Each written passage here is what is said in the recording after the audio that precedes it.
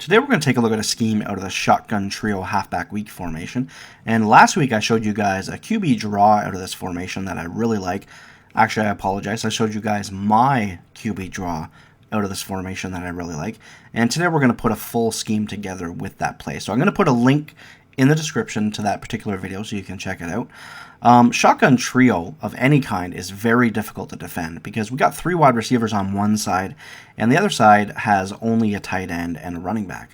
Well, the shotgun trio halfback weak is even more difficult to defend. We have not only the 3 wide receivers on one side, but we also have the running back. So anytime we put them on any kind of route, like a wheel route or anything like that, they now have to deal with 4 offensive players on one side of the field, which is a complete headache for any defense, especially in this year's game. So the plays that we're going to look at are PA wide receiver in. That's our main play. Those X and Y routes that's just the best route combination in the game, in my opinion. The dig route run by X is going to be really nice against man defense, and the wheel route is going to kill zone defense. And not to mention, we can throw both of them against man or zone as well. It's just that they really work very well as that type of man and zone combination. Now, putting B on a streak is really nice. You're going to see in the gameplay footage that I always leave A on the drag route, but what we want to do is put him on a hitch route.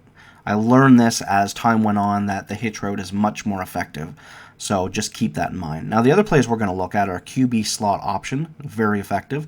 The halfback counter is it's a nice run play, but we mainly use it just to kind of mix it up. And anytime we see the left side of the field kind of being open, especially when they're trying to protect some stuff that we're going to do to the right as far as running the ball, it's going to be even more effective. Buck sweep. I showed you guys this in a scheme a couple weeks ago, and buck sweep is a very effective run play.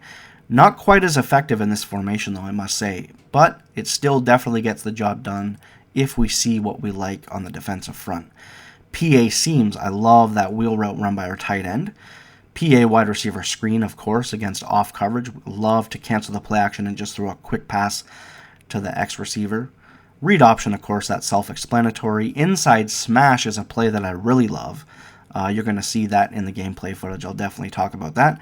And PA bubble is the QB draw we used last week in the video. But we can actually cancel the play action, and instead of running the QB draw, we can just hit that B route on a quick pass. So these are the plays we're going to look at in the gameplay footage, so I hope you guys enjoy. But before I do get into that, I do want to talk about offense in NCAA 14. And the game's been out for a while now, and it's pretty much come to the point where anything you do offensively is good. I mean, man and zone defense is horrendous in this year's game.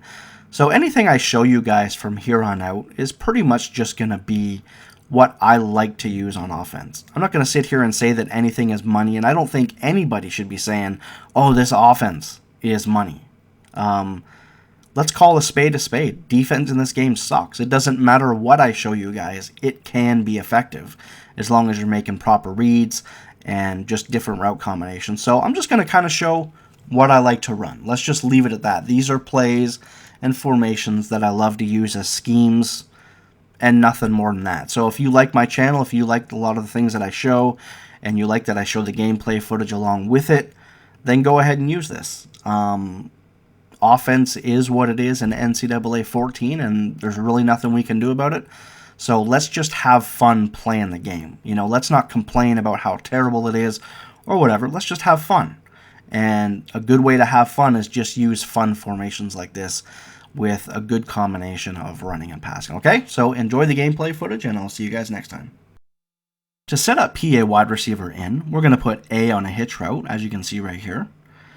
And we're going to put our tight end, which is the B route, on a streak. And I really like this against man or zone defense. A lot of the times, I'm just kind of looking at the other routes, and as he's running downfield, I'll kind of notice him at the last second, and he's just wide open. You know, it's really hard to defend as a user a trio formation. Just anytime you bite down on a specific play, especially this year, it's really hard to recover like you were able to in years past.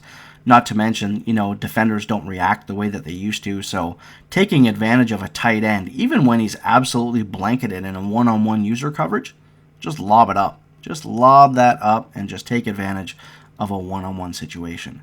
Now, as for the X and Y routes, as I mentioned, this is my favorite route combination in the game. The dig route here is just going to beat man defense all day long. And the Y route, as you know, even from Madden last year, against zone, this is just really effective. Here I do throw into double coverage, but just that route is a great one for us to get an animation when we click on and try to make the catch. And we're going to block the running back, just because I find that these routes are really effective as is. But if you'd like, we can also put the running back on a wheel.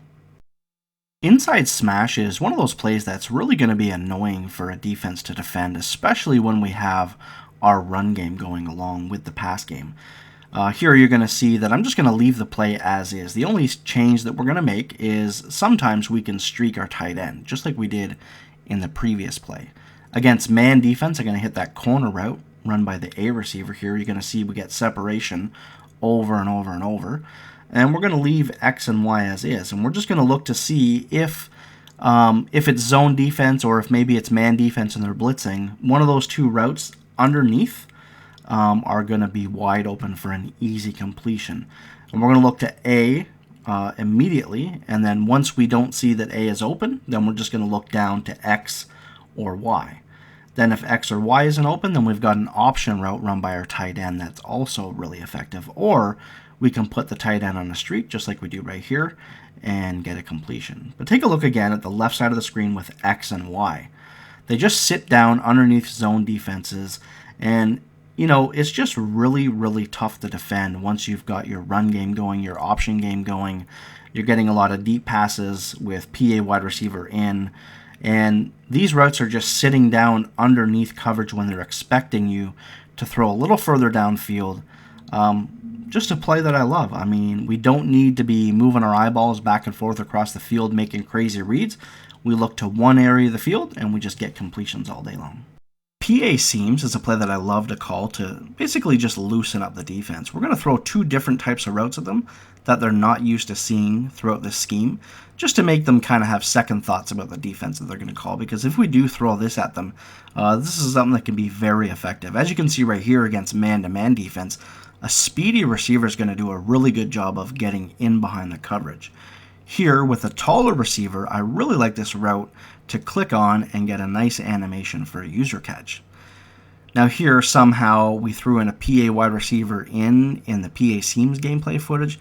Not sure how that happened, but the other reason that I like to call this play to loosen up the defense is you ever play someone that, even though man-to-man defense sucks in this game, you play someone that just has that really annoying lockdown man defense. Well, this is definitely a play that I go to when I face someone like that. And the reason I do is because take a look at the wheel route run by the tight end.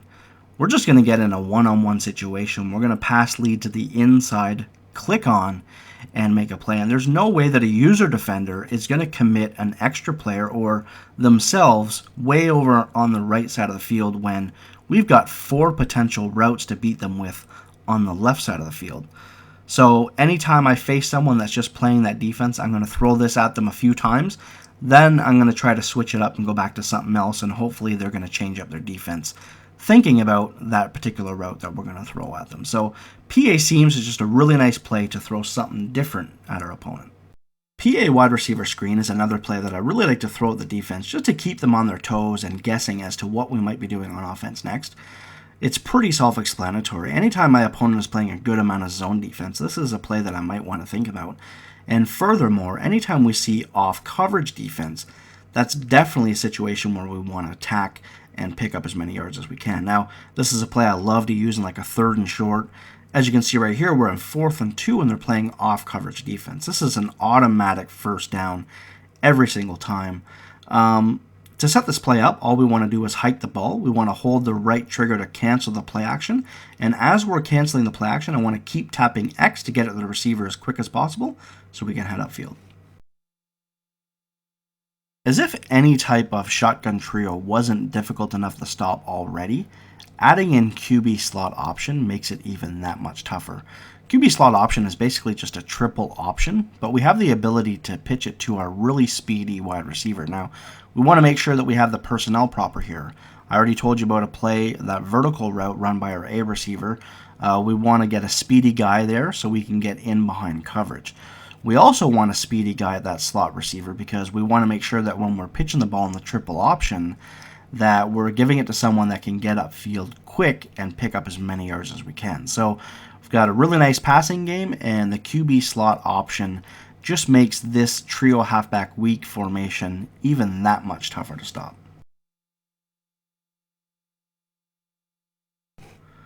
The final two plays are buck sweep and halfback counter. When it comes to running the ball out of this formation, we're going to be running a hurry-up style offense. We want to keep the defense on its toes as much as possible, take advantage of the fact that we don't really need to make too many adjustments to our plays that we're calling on the offensive side of the ball, maybe putting the tight end on a streak, maybe blocking a running back. It's that simple. But while we're running the hurry-up offense, we also want to make sure that we're being patient as well sometimes too, especially when it comes to running the ball. We don't need to be as much in the passing game, but when it comes to running the ball, we just want to count numbers on defense. And once we count the numbers and we see what side is favorable to run to, that's when we're going to pick our play and just take advantage of the defensive front. So hope you guys enjoyed. Don't forget to subscribe, and I'll see you next. Now, for those of you that are first-time viewers, or maybe you're just not aware, I use a custom playbook in NCAA 14. I don't use any stock playbooks.